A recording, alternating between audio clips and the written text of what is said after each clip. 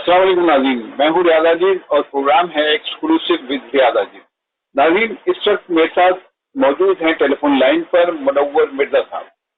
आपका सबसे अहम तरीन तारुफ ये है कि पाकिस्तान की मीडिया इंडस्ट्री के पायनियर्स में शामिल हैं। यानी अगर हम ये देखें कि पाकिस्तान में पहला न्यूज़ रिपोर्टर कौन था इलेक्ट्रॉनिक मीडिया में, तो मुनव्वर मिर्जा का नाम आता है। आपका ताल्लुक पाकिस्तान टेलीविजन से रहा, PTV से रहा, और कराची के आप यहाँ पे हेड थे कराची के, और इसके अलावा आपकी जो दीगर चैनल्स के लिए खिदमात हैं वो भी अपनी जगह हैं। तो मुनव्वर मिर्जा साहब से हम बात करने की कोशिश करते हैं कि उनके दौर के मीडिया में और आज के दौर के मीडिया में उनको क्या फर्क नजर आता है। अगरचे वो आज के दौर के मीडिया से भी किसी न किसी हवाले से जुड़े रहे हैं और 2 चैनलों में डायरेक्टर न्यूज रहे हैं, लेकिन फिर भी हम उनसे जानने की कोशिश करते हैं कि आज के दौर के मीडिया में और उस वक्त की मीडिया में इन्होंने क्या वाज़ेह फर्क महसूस किया है। अस्सलाम वालेकुम जनाब मुनव्वर मिर्जा साहब। वालेकुम अस्सलाम रियाज आजिद, आप कैसे हैं? ठीक हैं, खैरियत से हैं? जी अल्लाह करम। मिर्जा साहब, हम बात करेंगे कि जो मीडिया का डिफरेंस आया है इस टाइम में, टेन्योर में, और जो आज मीडिया में जो तेजी आ गई है और उसके साथ सोशल मीडिया भी जुड़ गया है, कैसे आपको लग रहा है कि उस वक्त का मीडिया ज्यादा बेहतर था या आज? क्योंकि उस वक्त तो फेक न्यूज का कॉन्सेप्ट ही नहीं था। आज जो हम मेन स्ट्रीम मीडिया भी देखते हैं तो उसमें भी गलत खबरें चल रही होती हैं, अंदाज भी गलत होता है, बाद वक्त अल्फाज का चुनाव भी गलत होता है। तो क्या आपको फर्क नजर आता है? रियाज आजिद साहब, आप बिल्कुल सही कह रहे हैं। देखिए, उस वक्त सिर्फ एक चैनल था। अगर टेलीविजन की आप बात करते हैं तो एक चैनल था, और अगर आप प्रिंट मीडिया की बात करते हैं तो प्रेस एंड पब्लिकेशन ऑर्डिनेंस जो था वो नाफिज रहा थ्रू आउट अयूब खान के दौर से, ठीक है ना। तो नतीजा ये है कि चाहे वो प्रिंट मीडिया हो, चाहे वो टेलीविजन यानी इलेक्ट्रॉनिक मीडिया हो, जिसमें रेडियो और TV दोनों शामिल हैं, ये सब एक खास, जिसे कहते हैं ना, सेंसर्ड या एक खास डायरेक्शन मुतय्यन होने के बाद चला करते थे। और ये दोनों रेडियो और टेलीविजन, पाकिस्तान टेलीविजन जो थे, ये स्टेट ओन्ड टेलीविजन थे। लेकिन स्टेट ओन्ड टेलीविजन जब हम ये कहते हैं तो इससे कोई ये मतलब ना निकाले कि ये कुछ नहीं करते थे, या बिल्कुल लोग जो थे वो एक हुक्म आ जाता था और ये ना इनको खबरें बनानी आया करती थी, कोई प्रेस रिलीज या कोई खास अहकामात हैं हुकूमत के जो इनके ऊपर अमल किया करते थे, बाकी अपनी तरफ से कोई काम नहीं किया करते। बिल्कुल ठीक है कि ये रिप्रेजेंट करते थे, को रिप्रेजेंट करते थे। हालांकि दुनिया भर में स्टेट ओन्ड टेलीविजन जो है वो रियासत को रिप्रेजेंट करते हैं। पाकिस्तान में जैसे इस्तेफा नहीं हो सका, इसी तरह स्टेट ओन्ड टेलीविजन जो है वो हुकूमत की जो पॉलिसीज होती हैं, वक्त वाली हुकूमत जो होती है, चाहे वो हमारी मिलिट्री हुकूमतें हुई या वो हमारी डेमोक्रेटिक हुकूमतें रहीं, उनके जो पॉलिसीज थी उनके ऊपर वो अमल किया करते थे। नहीं, तो वो तो आज भी उसी तरह कर रहे हैं ना। PTV हो गया या रेडियो पाकिस्तान की आप बात कर रहे हैं, स्टेट ओन्ड अगर ये टेलीविजन हैं या मीडिया हैं तो ये तो अभी भी हुकूमत की पॉलिसी को टो करती है ना। बिल्कुल। देखिए, दुनिया भर में, वैसे मैं आपको एक बात बता दूं, जो कि स्टेट ओन्ड टेलीविजन होते हैं, नॉर्मली वो स्टेट की पॉलिसी को ही रिप्रेजेंट करते हैं और वो उसी को आगे बढ़ाते हैं। प्राइवेट चैनल, ठीक है, बिल्कुल सही। और इसमें फर्क ये होता है ना, इसमें कोई ऐसी वो बात नहीं है जिससे कोई शर्मिंदा हो। लेकिन पाकिस्तान नहीं, मैं सवाल इस पर नहीं कर रहा कि स्टेट ओन्ड था कि नहीं, मैं सवाल ये कर रहा हूँ कि आपने न्यूज रिपोर्टिंग की टेलीविजन पर इब्तिदा की। You are the first news reporter, अगर मैं कहूँ, या एंकर कहूँ, कि आपने पहली दफा लाइव खड़े होकर टेलीविजन पर रिपोर्टिंग की उस वक्त। यानी कि आप तो पॉइनियर हैं और आपने फिर बहुत सारे लोगों को सिखाया भी PTV में, कराची में, हेड ऑफिस में, क्योंकि लोग आते रहते थे और सीख के जाते रहते थे। ये तो जाती कर रहे हैं, मैंने क्या सिखाया, लोगों से सीखा। नहीं, मतलब ये है कि जो कुछ, मतलब आज हम देखते हैं कि मुख्तलिफ चैनल्स में जो बड़ी अच्छी पोजीशन पे बैठे हैं उसमें PTV का कंट्रीब्यूशन हमें कहीं ना कहीं नजर आता है, कुछ ना कुछ। तो मैं सवाल आपसे ये कर रहा हूँ कि वो जो डिफरेंस आया कि इतनी तेजी आ गई खबरों में, उस वक्त तो नहीं थी ना, स्टेट ओन्ड की वजह से नहीं थी, वो तेजी आ गई तो उसने तबाही फैलाई या कुछ बेहतरी आई उसकी वजह? देखिए, एक टेलीविजन का चैनल होने की वजह से कोई कंपटीशन नहीं था, ठीक है। हम जो कुछ देते थे 9 बजे का, आपने देखा ना, सारे लोग ये कहा करते थे कि खाना जो है वो खबरनामे के साथ دیکھا جاتا ہے. یہ جو لانچ کا جو کانسیپٹ ہے، ٹی وی لانچ کا کانسیپٹ، یہ ہمارے خبرنامے کی اصل وہ ہے. اس کو باقاعدہ 9 بجے لوگ بیٹھ جاتے تھے اور اس کو پورا کا پورا دیکھا کرتے تھے. جیسا کچھ بھی تھا خبرنامہ، لیکن خبرنامہ واز دی موسٹ پاپولر. میں آپ کو ایک بات بتاؤں، آپ حیران، شاید بہت کم لوگوں کو پتا ہو کہ خبرنامے کا جو ریونیو تھا پاکستان ٹیلی ویژن کا، یہ میں آپ کو تقریباً 2002-03 تک بتا رہا ہوں، وہ more than 30% of the total revenue of Pakistan television کا. اتنا زیادہ ریونیو آتا تھا نیوز سے، آپ اندازہ کر لیں. تو اس کا مطلب ہے پاپولر ہوگا نا لوگ. نہیں پاپولر، وہ ٹھیک ہے، وہ ٹھیک ہے. میں پوچھ رہا ہوں کہ اس وقت نیوز کوالٹی، اس وقت فیک نیوز یا اس وقت الفاظ کا چناؤ خبر میں کیا تھا اور آج کیا ہے؟ بات اصل میں یہ ہے کہ اس وقت ہم بہت زیادہ کیئر کیا کرتے تھے. ہمارے جو پروڈیوسر تھے، ایڈیٹر تھے، اور خاص طور پہ میں آپ کو بتاتا ہوں، ہم نے ایکسپرٹ کو ہائر کیا تھا. آپ سن کے حیران ہوں گے، ایسے ایکسپرٹ تھے پاکستان ٹیلی ویژن میں جنہوں نے الفاظ کوائن کیے. میں ایک مثال دے کر جلدی کے اندر بات کو نپٹا دیتا ہوں تاکہ بہت لمبی نہ ہو. آپ نے ایک لفظ سنا ہوگا انوائرمنٹل پولوشن کا، ٹھیک ہے نا؟ جی جی. تو اس کا ترجمہ ہوا کرتا تھا اس زمانے میں جب پاکستان کے اندر ماحولیاتی آلودگی. میرے ساتھ ایک بہت ہی مشہور، بہت ہی یعنی قابل آدمی تھے. انہیں علی گڑھ سے ماسٹر پتہ نہیں کیا کیا تھا، اور ساری زندگی پرنٹ میڈیا اور ریڈیو اور اس کے بعد ٹیلی ویژن کے اندر گزر تھے. تو ان کا نام ذاکر اجاز تھا. میں نام لینا پسند ضرور کروں گا، کریڈٹ جانا چاہیے اس کا. وہ میں ان کو ایک دفعہ اپنی رپورٹ لے کے گیا. میں نے کہا کہ یہ ماحولیاتی، اور میں اس میں بہت بنایا کرتا تھا، ہیومن انٹرسٹ رپورٹ بہت بناتا تھا. تو انہوں نے دیکھا ٹرانسلیشن میرا، تو مجھ سے کہنے لگی کہ یہ ماحولیاتی کیوں آپ اس کے بعد کہہ رہے ہیں؟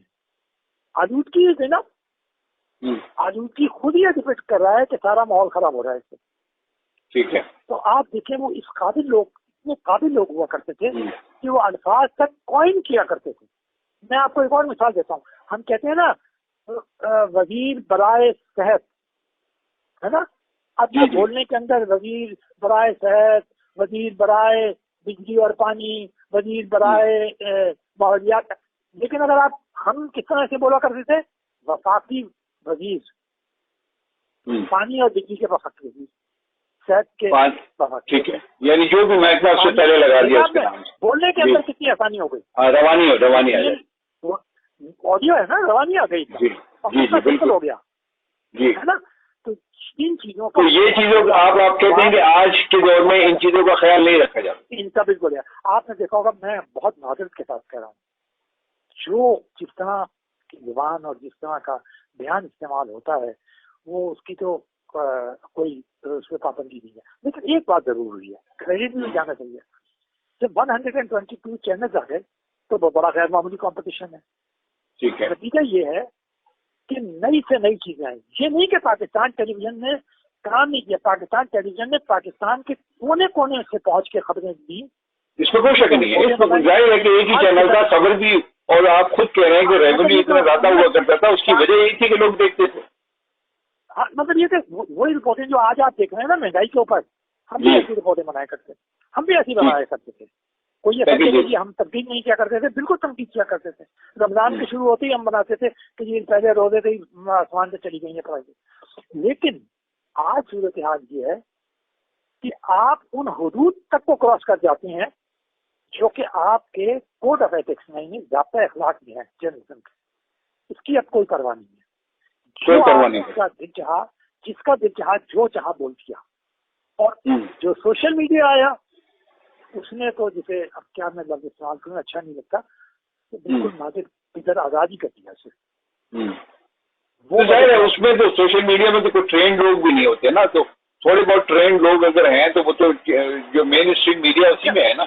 اس کی ایک وجہ یہ بھی راجد، میں ایک عجیب سی بات کہوں، حیرت مجھے آپ کو یہ نہیں لگتا کہ ہمارے جو ٹاپ کے لیڈر ہیں سیاسی، یعنی سابق وزیر اعظم، وہ یوٹیوبرز کو ہی صحافی کہہ کر ان کو انٹرویو دیا کرتے ہیں. پہلی چیز جو شروع کی جاتی ہے جرنلزم کے اندر وہ ہے ایتھکس. اگر ایتھکس کو آپ فالو نہیں کرتے، آپ کو یہ نہیں پتا کہ معاشرے کی کیا ریکوائرمنٹ ہے، تو آپ کی ساری جرنلزم بیکار ہے. انکشافات، تحقیقات اور یہ چیزیں جو ہیں یہ اپنی جگہ سب صحیح ہیں, سب ٹھیک ہے کمپٹیشن کے اندر اور ریٹنگ کے اندر آپ چاہے کچھ بھی بولتے ہیں. پاکستان آج کا جو میڈیا ہے وہ ایک کمپٹیشن کے اندر دوڑ رہا ہے. آپ نے دیکھا میں تو حیران ہو رہا ہوں, یہاں تک نوبت آ گئی ہے کہ ہر 10 منٹ بعد وہ نیوز اپڈیٹ آنا شروع ہو جاتی ہے, وہی خبر 20 دفعہ ریپیٹ کرتے ہیں.